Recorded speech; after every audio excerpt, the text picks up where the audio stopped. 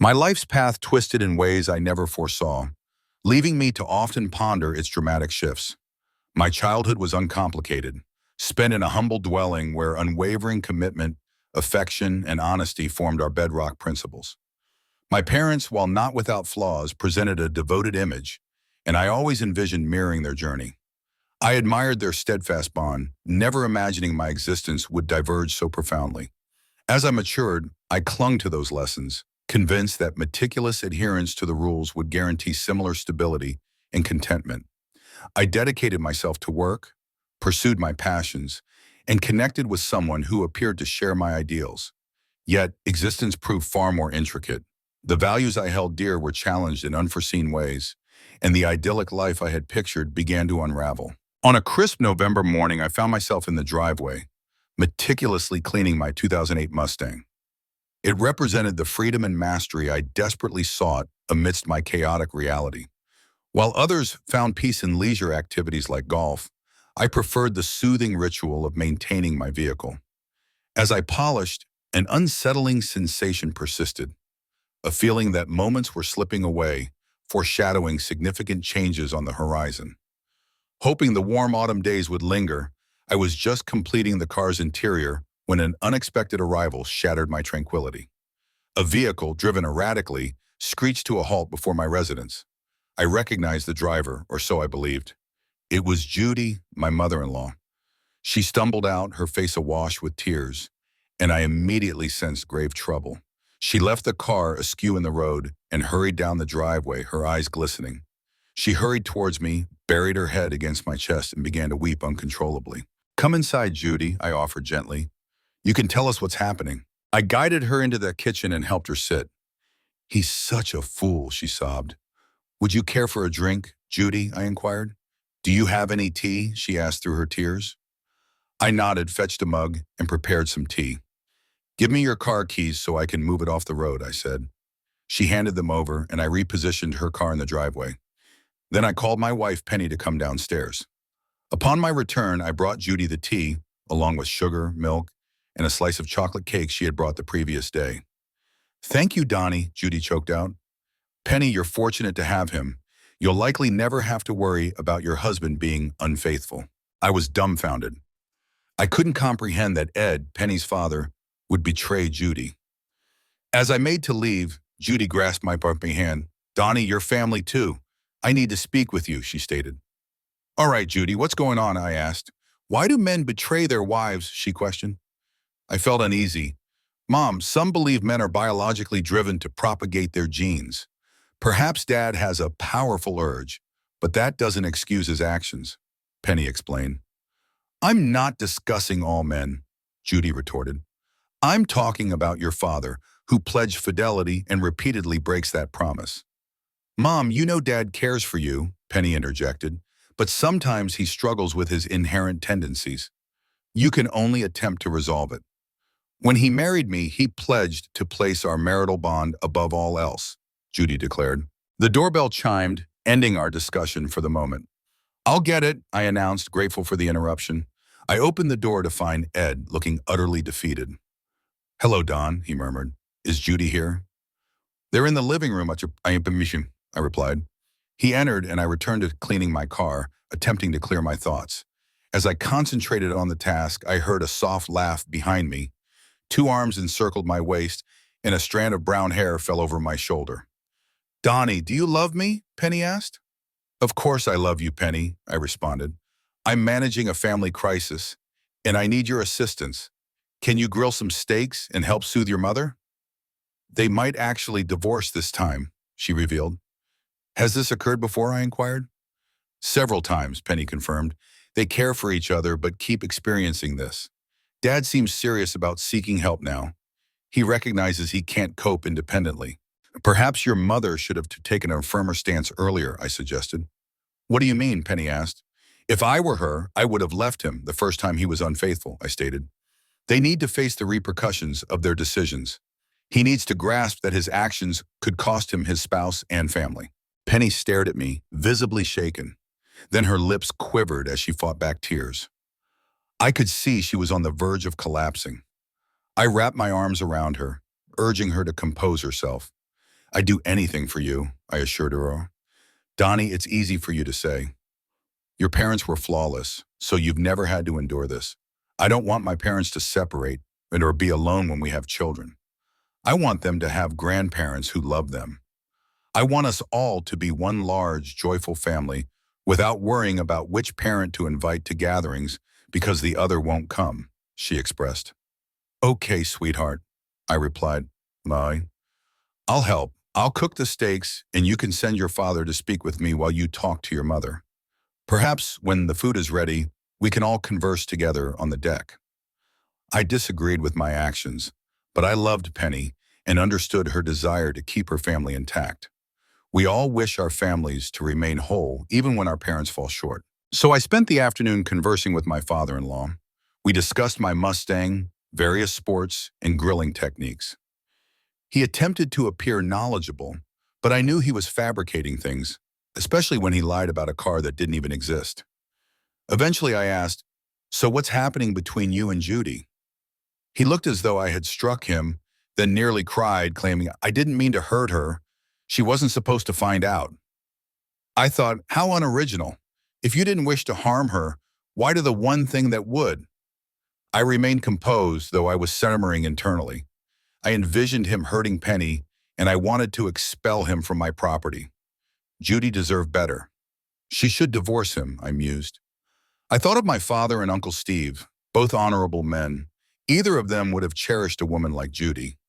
Instead, here was this buffoon attempting to save face by asserting he needed to reconnect with his faith community. I had to suppress my laughter at the notion. Later, Judy and Penny joined us on the deck for dinner. Ed tried to portray the penitent husband, but it was clear he was merely attempting to rescue himself once more. After a while, I excused myself, went inside, and laughed so hard I wept.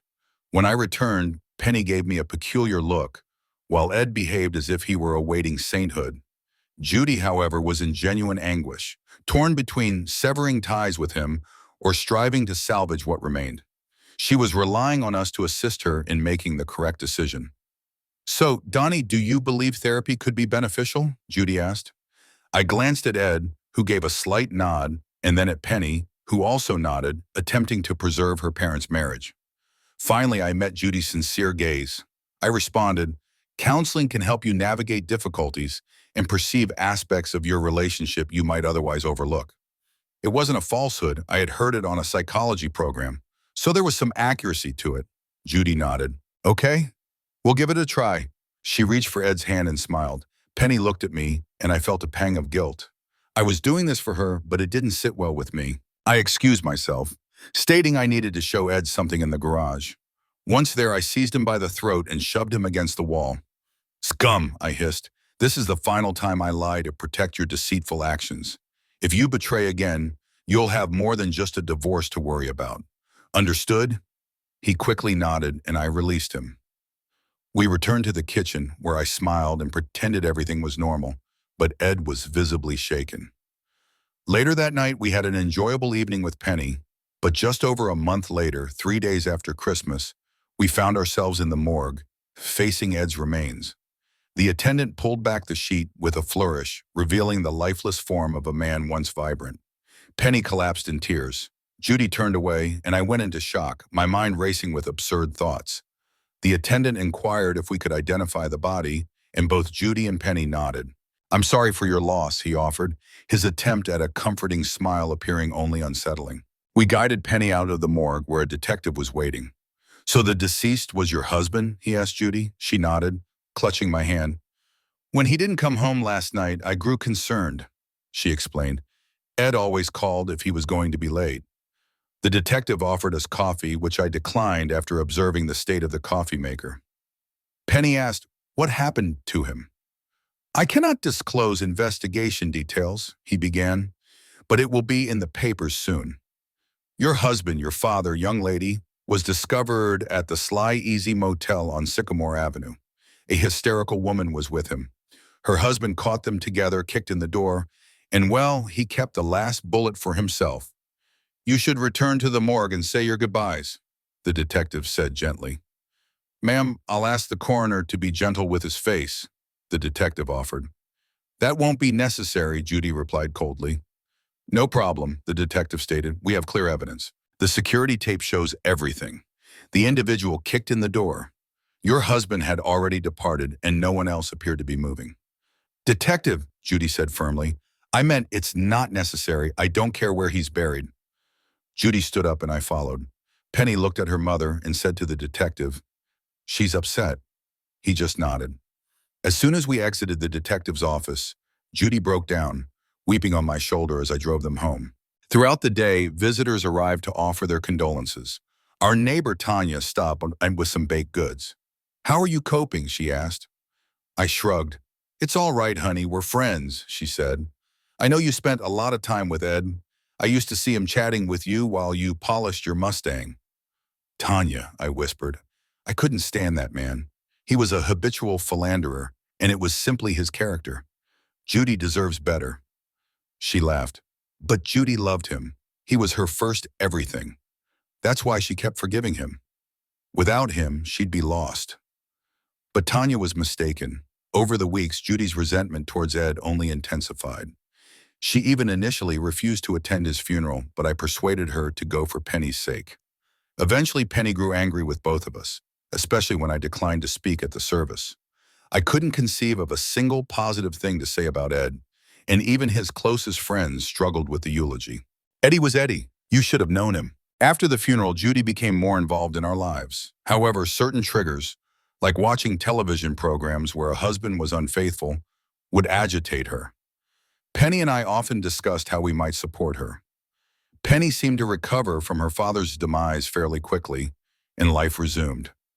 About 3 months later, we hosted a gathering, inviting every eligible man we could think of for Judy. At 43, she appeared more like Penny's sister than her mother.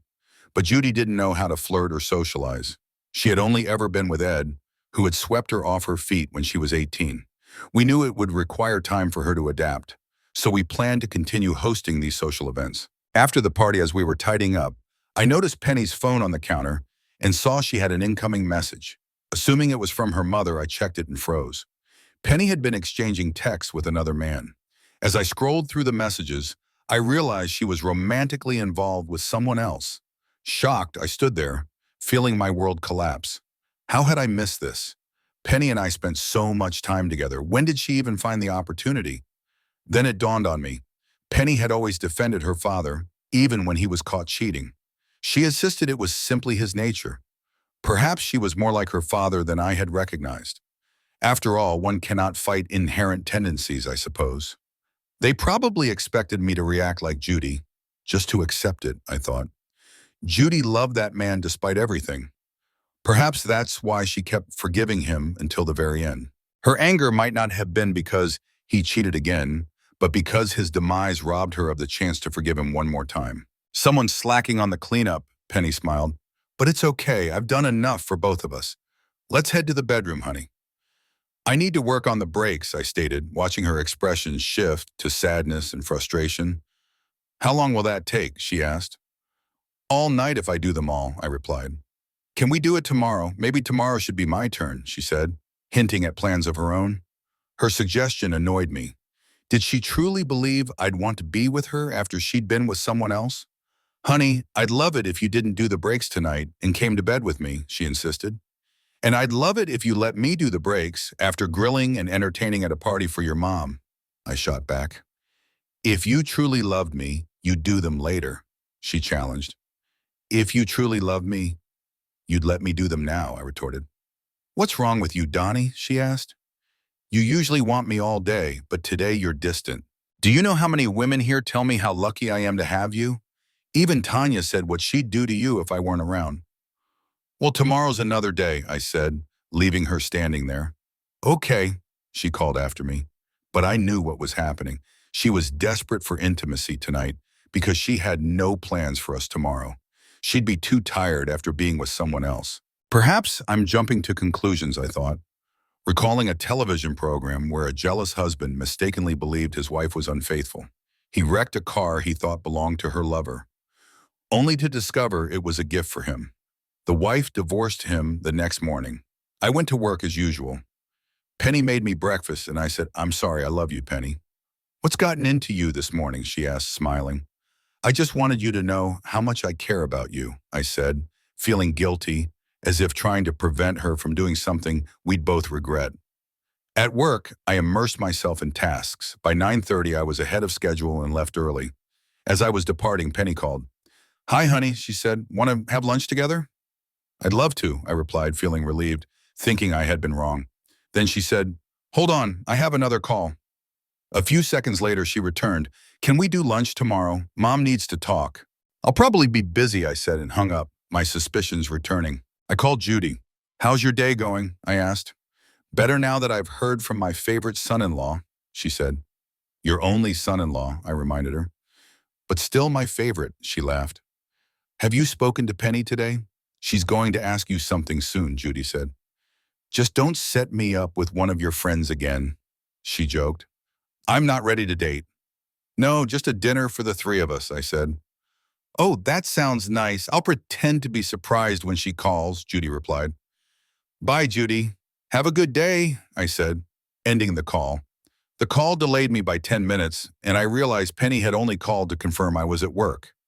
Maybe she'd learned a few tricks from her father, who was often caught. I drove straight to the motel and quickly spotted Penny's Ford Focus in the parking lot. I knew exactly which room to approach. I saw a cleaning lady nearby and paid her $50 to quietly open the door. As soon as I entered, I saw him trying to turn around. I crossed the room, yanked him off the bed, and slammed him onto the hard floor. Donnie, what are you doing? Penny screamed, trying to pull me away. I calmly stood up and removed her hands from me. Don't ever touch me again, I said coldly. I called my secretary, told her I was unwell, and wouldn't be in for the remainder of the day or the next. Then I dialed emergency services to report an assault. Penny sat silently on the bed, attempting to speak, but I repeatedly told her to be quiet. Donnie, when we get home, she started. We don't have a home, I interrupted. I'm not living with a deceiver.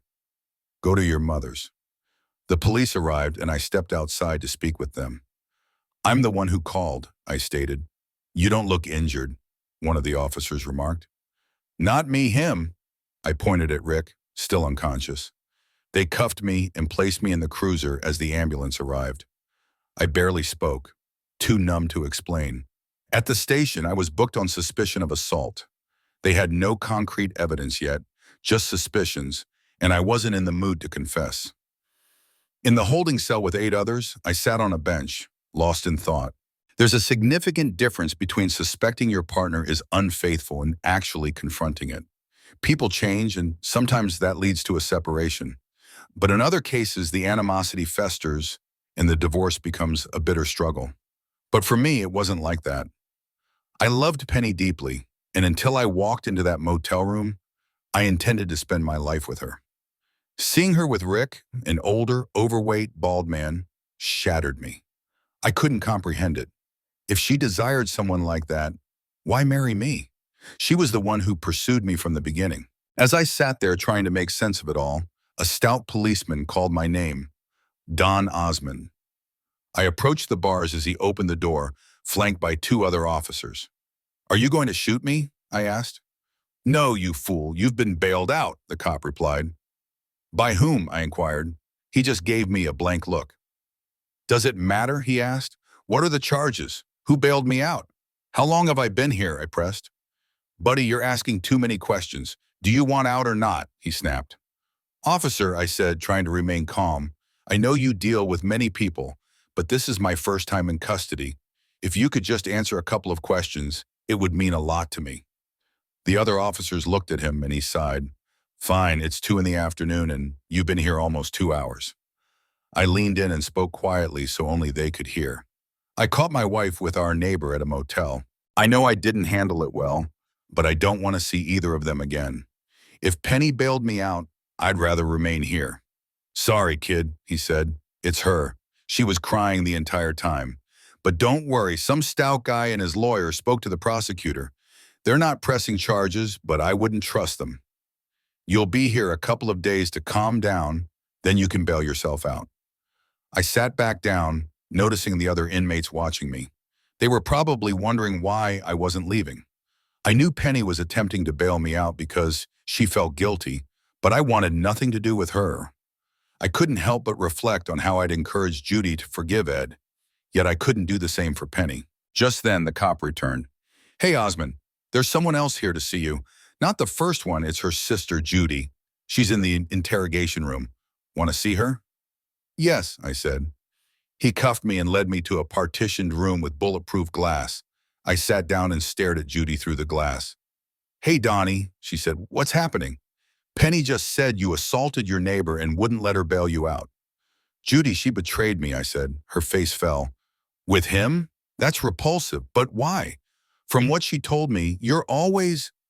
Before we could finish, a tall man in a plain suit knocked on the wall. Excuse me, he said. Are you Don Osmond? I nodded. Can you join me in the conference room across the hall? When you're finished here? He asked. The officers uncuffed me. He's not a danger. Why the restraints? The man asked. He's here for assault, the cop explained, though honestly, I'd have done the same thing. Donnie, don't do anything foolish, Judy warned. I know how you feel. I'll call you tomorrow, I said. If I get out today, I'll send Penny to stay with you. I walked into the conference room where Penny, Rick, and two other men were seated. Penny jumped up and Rick limped towards me. Stay away from me, I shouted. If any of these idiots approach me, I'm returning to my cell. The man at the table introduced himself. Mr. Osmond, I'm Willis Drummond, the district attorney. Mr. Daniels here represents your neighbor. We have a proposal that could allow everyone to leave now. What are you talking about, Willis? I asked. Drummond turned to Daniels. Why don't you explain, Charlie? He said. As Daniels began speaking to me like we were old acquaintances, Don, this is an unfortunate situation. The emotional toll alone is terrible. There's no reason for you to depart here with a criminal record that could haunt you. These charges, assault and battery, intent to inflict grievous harm, are serious, Daniels said. I'm not concerned, I replied. With my education and expertise, my career won't be impacted. Daniels swallowed. No need for an innocent person to suffer over a situation that escalated beyond control. Innocent? Who here is innocent? I'm the one who got hurt, I said. At that moment, Penny started crying. I thought I had a wife I could cherish for life. I was wrong. I thought I had a friend next door I could trust. Wrong again. Donnie, what about Tanya? Rick asked. She's done nothing wrong. Why hurt her? Tanya deserves to know the truth. She deserves better than a deceiver. She'll be fine without you, I said. Maybe we'll even get through this together. No, Rick pleaded. Don't tell her. Daniels interjected. Here's the arrangement.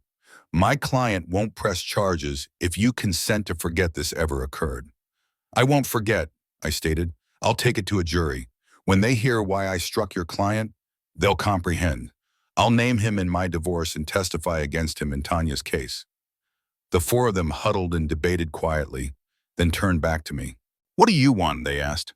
Nothing, I replied. I won't tell Tanya or pursue legal action against you, but you must testify in the divorce, deny the allegations, and maintain a 50-foot distance from me and my possessions. Deal? Rick said with a grin. Good. I know I'm about 50 feet from her now, but that begins once I exit the building. Correct? I added. I don't care what you do. She's not mine anymore, Rick muttered. Can I leave now? I asked. No, Penny shouted. We're not doing this. Willis, walk me to the counter so I can retrieve my belongings. I need my wallet for a taxi. As I walked out, all I could hear was Penny weeping. When I arrived home, Tanya was outside and called to me. Where have you been, stranger? She asked.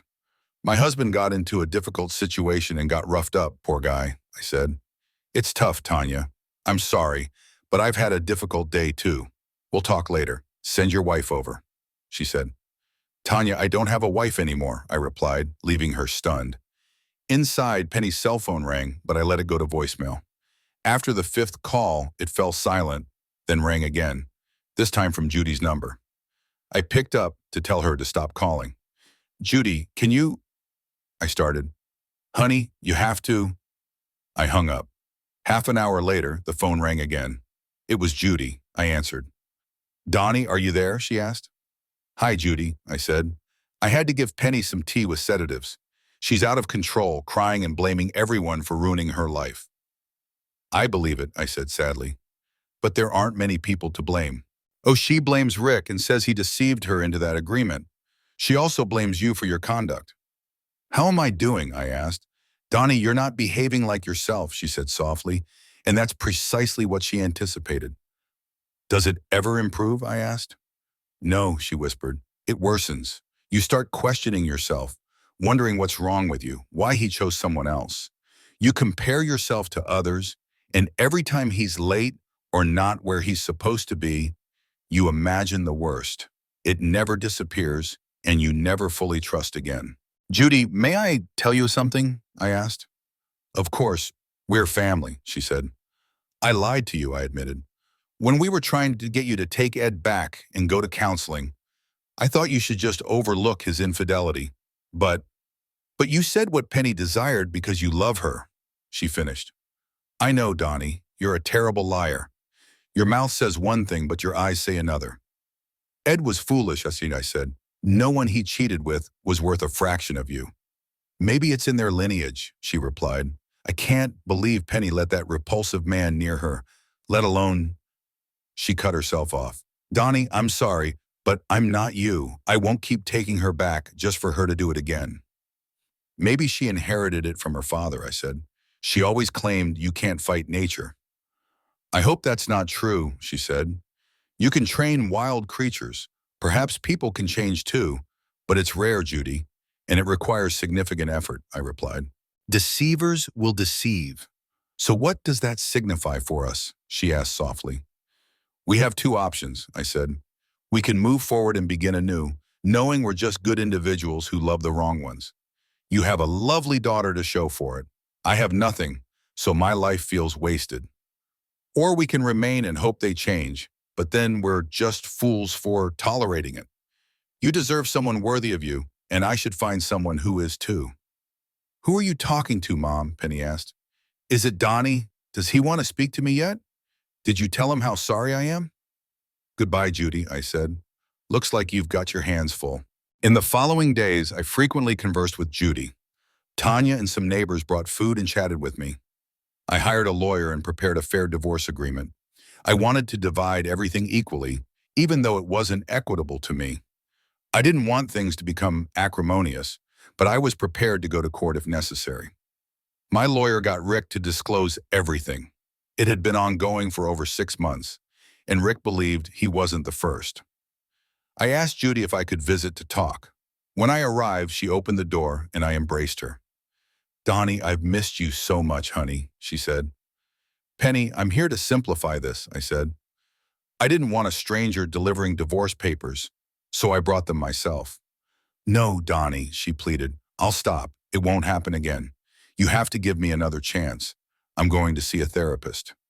Penny, that won't help, I said. This isn't the first time. My lawyer questioned Rick. We know everything. You've been with him for over 6 months, and I doubt he was the first. How could you look me in the eye?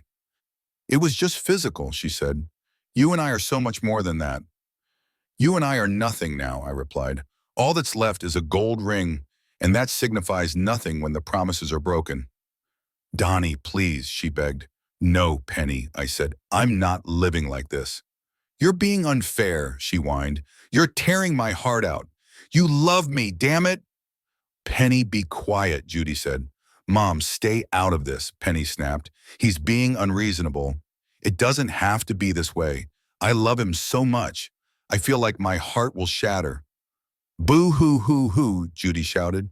You're just like your father, Penny. You act like the world revolves around you and what you desire. I forgave your father repeatedly, and perhaps you think that's how it should be. But Donnie isn't me. You're a grown woman, so act like it. You had the perfect marriage, and you ruined it. Now get over it. Donnie's hurting too. He's been so depressed. I can't believe you did this to someone who loves you so much. But then your father did the same to me. I'm glad he's free now. I only wish I had been. But Mom, I'm depressed too, Penny said. I know I was wrong, and I'm sorry. I'm hurting as well. Penny, it's your own fault. As much as I love you, maybe you deserve it, Judy replied. I agree, Penny said, but I don't think it was severe enough to warrant a divorce. Shouldn't that be up to the person you harmed? Judy asked. Marriage is about what both people want. Penny, maybe Donnie doesn't want to be married to you anymore. Stop saying that, Mom, Penny yelled. She turned to me. Donnie, haven't I been a good wife? I've cleaned, cooked, and provided everything you could wish for. Why can't you focus on what I did correctly instead of my mistakes? I feel lost without you. I can't stop crying. I feel like my life is over. You can make us both better. Just forgive me this once. I swear it won't happen again. I left the room without responding. At the door, I turned and said, Penny, get a lawyer. I want to get this over with and start fresh. I drove home and saw Tanya again as I walked onto the porch. Hey, Donnie, wait up, she called out.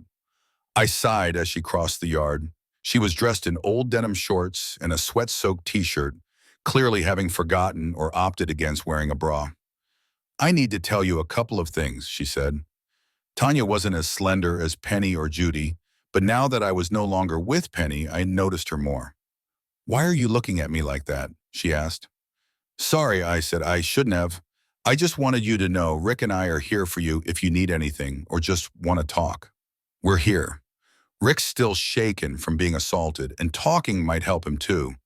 You know, helping others can make you feel stronger. But that's not what I meant, she added with a smile. You know I'm married and you're not that kind of person. I smiled faintly, considering telling her the truth about Rick, but I realized it would only hurt her. Besides, Rick was probably trying his best to be the husband she deserved after what occurred. There was no need to exacerbate things. Donnie, it's a cruise, she continued.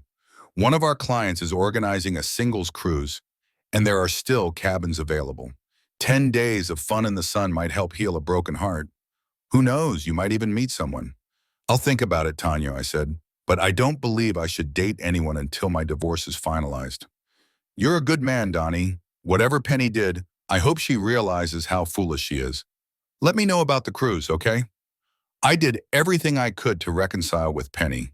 My lawyer managed the divorce, and I proceeded with my life. I asked my boss to transfer me to another location and explained why. A few days later, he arranged for me to move to our Phoenix plant, which had been interviewing engineers. It seemed like the ideal place for a new beginning, warm weather, and the opportunity to drive my car year-round. I would leave everything and everyone behind, but that's what starting over entails. I informed Judy about my plan to leave the neighborhood, and she was upset but understood my rationale. She agreed with me, feeling similarly as she processed Ed's death and her daughter's betrayal. She had been considering moving to New York to live with her sister and mother, and after our conversation, she started seriously contemplating it again. I made her promise not to tell Penny about my plans. Honey, I don't have to, Judy said. That girl is obsessed with you. She spends most of her time following you around, terrified you'll find someone else. She was furious when she saw you talking to Tanya on the porch, called her every vile name, and cried for hours. She's terrified you'll fall for Tanya and tell her everything, then end up together. It's not that far-fetched, I replied. True, she said. Donnie, you genuinely love my daughter. I could see you trying to figure out how to win her back the other day, but I'm glad you couldn't. She's my child, and I love her. But I love you too, Donnie. We both know what she's like. At least when this is over, you'll have a friend in Arizona, and I'll have someone in New York. Promise me we'll stay in touch, she said. I don't have a choice, I said. I've only loved two people, and one doesn't love me back. You're all I have left. I appreciated Judy telling me about Penny following me. I started keeping an eye on her whenever I went out. One night I went to a movie and saw her watching me in the parking lot. I decided to have some amusement. I pretended to wait for someone, bought a ticket through the app, and then called Judy to let Penny know I had a date. Penny stormed out of her car and headed toward me, but I quickly went inside, got my ticket, and slipped into the theater just as she arrived. She couldn't locate me, and with 15 movies playing, she had no idea which one I was watching. 2 hours later, I walked out and pretended to say goodbye to someone. Penny appeared enraged. Cut the nonsense, Donnie, she snapped. You went to the movies alone. I've been following you since you left. Get used to it, Penny, I said. I won't always be alone. Sooner or later, I'll meet someone I want to be with. You've already met her, you idiot, Penny said. She looks just like me. You just need to get over my one small mistake. I laughed and walked away, realizing Judy was correct. I trusted Judy not to reveal my plans to Penny, but I still needed to leave town without Penny knowing my destination. The solution came from an unexpected source. The next day I heard a knock at the back door. When I opened it, there stood Rick, looking as anxious as ever, as if he didn't belong there. Tanya was observing from their porch, smiling. "I didn't want to come," Rick said, "but she made me." He glanced over my shoulder at Tanya. "Come on in," I said, loud enough for her to hear. "I did everything you asked," he said nervously, "and I'm grateful you didn't tell Tanya. But if she hadn't forced me, I would have called you anyway. We have a problem." "We don't have anything in common," I replied. "True," he said, "but we both want to protect Tanya, and we both have issues with your ex. Penny's threatening to tell Tanya everything unless I help her get you back. She says it's not fair for one of us to keep our marriage if we've both been unfaithful. She's blackmailing me into spying on you and pressuring you to take her back." I just stared at him, realizing I could use this situation to my advantage. "Rick, do it," I said. He looked at me confused. "Does Penny know about the cruise Tanya organized for me?" I asked. "I don't think so," he replied. "That's your information to give her," I said. "Tell her about the cruise. It'll keep her occupied for a while, especially if you suggest there's a chance we might talk on the ship since we'll be confined together." "All right," he agreed. "I'll do anything to save my marriage." "Good, you can go," I said. The next day, Tanya called me. "Donnie, Penny somehow found out about the cruise. Should I book her on the wrong one or put her in a room close to yours?" she asked. "Tanya, make her pay full price," I said. "You'll be assisting me more than you know." "Are you two back together?" she asked. "No chance," I said. "But why? What are you so upset about?" "She cheated on me, Tanya," I said sadly. "I walked in and caught them. There was no mistake. We're finished. I just need to get away." In the following days, I prepared for the relocation, looked at houses, contacted moving companies, and called the new office in Phoenix. I still conversed with Judy daily, but the saddest day before I left was when Judy moved to New York. I stopped by to say goodbye, and Penny was there. She had been so engrossed preparing for the cruise that she hadn't been following me lately. She smiled as she opened the door. "I miss you so much, honey," she said. I ignored her and went straight to Judy. She hugged me tightly. "I wish you'd hug your wife like that, not my mom," Penny said. "It's probably good mom's moving to New York. I think you're confused about who you care about." Judy and I laughed. Penny was taking Judy to the airport. I said goodbye and promised to call Judy every day. "I wish you'd call me," Penny said. "You know you're wasting your time with this divorce. By the time we get to court, you'll forget why you wanted it.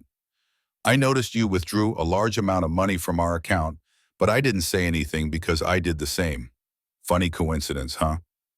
I just walked away. She was so cheerful, acting like we were going on a second honeymoon, not realizing we'd be on the same cruise but not together. The thought of me being with someone else on the cruise never crossed her mind. 3 days later, I was ready to depart. Tanya had everything arranged for the cruise. Just before the ship set sail, I called Penny. "Penny, I won't be home for about 10 days, I told her. "If you need anything regarding the divorce, speak to my lawyer." "Thanks for letting me know," she said cheerfully. "Maybe when you return, you won't desire a divorce. Maybe something will remind you how much we need each other." "Not likely," I said, laughing. She laughed too. "Is it so difficult to admit you still love me, Donnie?" she asked. "No, it's not," I said. "I still love you. I just want you to love me enough for me to be sufficient." "I do, you fool," she said sadly. "I've realized life without you isn't worth it. Yes, I made a mistake, but it wasn't about affection. Something drew me to Rick, and I don't even know what it was. Maybe we'll figure it out in therapy if you like old sayings," I said. "Have you heard you can't fight nature?" She looked at me strangely and sighed as I hung up. 6 hours later, the ship was at sea, almost out of cellular range. When my phone rang, I looked at the screen and smiled, watching the scenery pass by. I thought about how Penny might be looking out of her porthole, but I had a window. "Where the hell are you, she shouted. "I've searched the whole damn ship, and you're not on it." "Who said I was?" I laughed. "How can we reconcile if we don't spend time together?" she yelled. "You won't let me come home, you don't touch me, and you barely speak to me. I'm going crazy. I love you, Donnie." "Okay, Penny," I said. After the cruise, you can come home, but we won't sleep together. I'll do whatever it takes to get back in your bed and heart, she said, her voice shaky. I love you, Donnie. The call went silent, and I laughed. As I crossed into another state, I decided to call my only friend. Hi, Judy, I said when she answered. Donnie, she squealed. It's been so long since you called. Almost 4 hours, I joked. I think I made a mistake, she said. Do you know what it's like living with two snooty old women? I started laughing. Judy always lifted my spirits. Stop lying, Judy. Everyone loves being around you, I said. Donnie, do you know what time it is? She asked. They say time heals all wounds, I replied. They're wrong, she said seriously. I forgot how much I didn't get along with my sister. She and Mom are so similar now that I don't fit in. I laughed again. Do you check your rearview mirror to make sure you're not being followed? She asked. It's hard to keep up with a truck when you're on a ship, I said. She laughed. I won't ask how you got on the ship without her. Remember the Calgon commercial? I had my own ancient Chinese secret, I said. I love that commercial, she said. Guess I should go make Mommy's tapioca. Drive safe, honey. I arrived in Phoenix the next afternoon. The first thing I did was unload my Mustang into the garage. I was relieved it wouldn't face cold winters again, even if I didn't consider the heat and potential sun damage. Over the next few days, I settled in and organized everything in my new residence. The house was beautiful, but it didn't feel like a true home, just a place. The day before I was supposed to start my new job, my cell phone rang. Without looking, I picked it up. Where are you? She hissed. Why is all your stuff gone?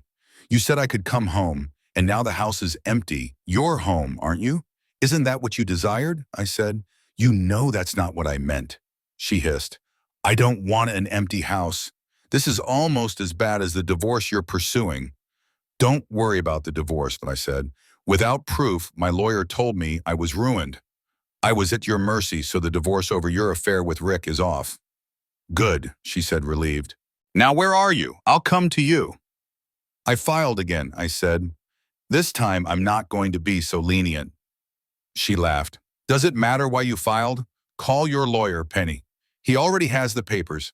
Not only will I obtain the divorce, but I'll also leave you with almost nothing. And by the way, I'm changing my number tomorrow. An hour later, Penny called back. Okay, Donnie, you win. I signed the papers. How did you get the video? I hired a private investigator to take my place on the cruise. I knew you'd act on your impulses if I wasn't around. I set you free. I never even watched the video. Thank you for proving me right about you. Donnie, I can change, she said. I don't think you can, I replied. And honestly, you shouldn't. You're free now to do whatever you wish. I'm free too, to find someone who will love me the way I need. Donnie, you don't understand, she cried. It's me. My father loved my mother more than anything, but he still cheated. It didn't mean anything. It was just physical. They were in love, and that's why she couldn't let him go. You and I are the same. You'll miss me, and when you do, I'll be here. But I'll make you regret putting me through this. 3 weeks later, I was still calling Judy daily. I noticed a sadness in her voice. Okay, Judy, what's wrong? I asked. I'm fine, she said, just a little out of sorts. Judy, don't take this out on someone who doesn't know you. Tell me what's truly wrong. Donnie, moving here was a mistake, Judy said. I spent most of the money from selling the house on taxes and improvements, and now I'm stuck. I only have Ed's pension, which covers my expenses, but it's not enough to move again or buy another house. I thought moving in with family would be wonderful, but I guess I just didn't want to be alone after 20 years of living with someone. At least you still have family to live with, I said. Oh no, she replied, that's not an option. You have no idea what Penny's been doing since you divorced her. No, I don't, I said, but I wasn't talking about her. Why don't you come live with me? I have plenty of space, and I'd love to have you. Donnie, are you insane? She asked. I can't live with you. You're my daughter's ex-husband. Not anymore, I said. Come visit, and if you don't like it, you can always go back to New York. Okay, she agreed. How about a week's visit? I want to make sure you're okay. I've been visiting Penny in your old house. Well, do you recognize it? Judy came to stay with me for a week, and she had so much fun that she didn't want to leave. We did everything together. Sightseeing, shopping, and transforming my house into a home. By the end of the week, I dreaded her departure. The morning she was supposed to go, she made me breakfast and asked why I looked so down. "Our week's over," I said. "I'm going to miss you. Can you come back soon?" "No," she said, "and honestly, Donnie, I don't think you truly want me to." "Judy, you're my best friend. Of course I do. Don't you want to come back?" "No," she smiled, "because if I return, it means I left, and I don't want to." I smiled and hugged her tightly. We both knew something was developing, but neither of us was ready to acknowledge it. The next morning, she made me breakfast again. "I can't send you to work on an empty stomach," she said, "and I'm taking you to work today. I need the car to go shopping." "Are you sure you don't want to drive the truck?" I asked. She stuck out her lower lip and held out her hand. For some reason, it didn't bother me to let her drive my Mustang, something I never permitted Penny to do. I handed her the keys, and her smile brightened my day. After breakfast, we drove to my office. I expected her to leave, but she came in with me, looked around, and even met my secretary. Then she led me to my inner office. "So, why haven't you slept with her yet?" she teased. "She's not my type," I said. Judy laughed and said she'd pick me up after work. That evening, we grilled steaks and watched the sunset. I noticed she hadn't just gone shopping. She'd also decorated the house with small touches that made it feel more like a home. Over the next few weeks, things progressed slowly but steadily. We spent evenings together, taking long scenic drives, photographing landscapes, attending movies, or trying new eateries. But most of all, we cherished quiet nights at home. I often suggested we go out because I was apprehensive of what might occur if we spent too much time alone together. About 5 months later, on Judy's birthday, I wanted to make it special. I bought her a diamond necklace and made reservations at an upscale restaurant. We had a wonderful dinner and a violinist serenaded us with "Happy Birthday." When I presented her with the necklace, her eyes sparkled, and she asked me to place it on her. As I did, I noticed her smiling and pointing behind me. I turned and saw the waiter standing there, ready to serve us. The waiter said, "I was just saying, sir, that your wife is the most stunning woman here." "You're right about that," I replied. "Donnie, you should thank him, silly," Judy giggled. "Or at least correct him. He thought we were married." "I couldn't thank you enough," I said. "That would imply I had something to do with you being so beautiful. And I didn't correct him because I don't mind if people think we're married." "Ready for dessert?" "Yes," she said. "Can we take it home and eat it there?" Hearing her call it home instead of your house warmed my heart. When we returned, it felt like the perfect conclusion to a wonderful night. It was strange, but at 30, I realized I didn't need anything else to be happy. When we got home, made love, then showered, and collapsed into bed. "I love you, Judy," I said. 5 months, she said. "I can't believe we've been doing this for 5 months. We wouldn't have lasted this long if we were the type to just jump into bed with someone," I said. "Maybe not," she laughed, "but we're both the type to love deeply and exclusively." The next night when I got home, dinner was prepared and she had something else planned. "I wanted to ensure last night wasn't a fluke," she laughed. We established a rule not to mention Ed or Mina. The past was behind us, and we focused on the future. We had so many enjoyable experiences together that there was no room for past regrets. We did many things together for the first time, but we never discussed marriage. It simply never arose, even though everyone assumed we would. That was until the past caught up with us. Our error was moving Judy's belongings from New York to Phoenix. Penny went searching for her mother, and her grandmother and aunt, unaware of the situation, provided her with our address. That's when the trouble began. One Saturday, I went out to buy supplies for a barbecue. While I was gone, Penny appeared at our porch. Judy had no alternative but to let her in, hoping I'd be gone long enough to get rid of her. Penny quickly realized Judy wasn't living alone and that her housemate was likely a man. Judy confirmed it and agreed to meet her for breakfast the next morning. Penny drove off but got lost and saw my car on her way out. Judy decided to wait until we had relaxed a bit before delivering the unwelcome news. As we were grilling and preparing to unwind, we noticed someone peering over our 6-foot fence. Penny's eyes widened and she started screaming. We let her in. "I can't believe you two," she yelled. "Especially you, Mom. What would Daddy think?" "Penny, we're not married anymore," I said. "So what are you doing here?" "I came to find my mother," she said. I was hoping she knew where you were. I need help. What kind of help? I asked. I've lost almost all the money you left me, and I'm about to lose my house. I was hoping you'd give me another chance. I realize how foolish I was, she said sadly. I'm sorry, Penny, but there's no chance. I said, you can't fight nature. Yes, you can, she insisted. If you want it badly enough, you can do anything. I swear I've changed. I was talking about Judy's nature and mine, I smiled. It's in our character to fall in love and remain that way forever. We can't fight it. But since you're our daughter, we'll help with the house. Go home, and I'll put some money in your account, but you'll need to get a job. Why can't I stay here with you? She asked. Penny, just being around you reminds me of what you did, and it makes me angry all over again. That's why I left town. Do you want the money or not? Of course, she said. Then she looked directly at Judy. You don't want me here, do you, Mother? You know that if I had a fair chance, you'd lose Donnie. Donnie only agrees with you because he thinks he loves you, but really, he still loves me.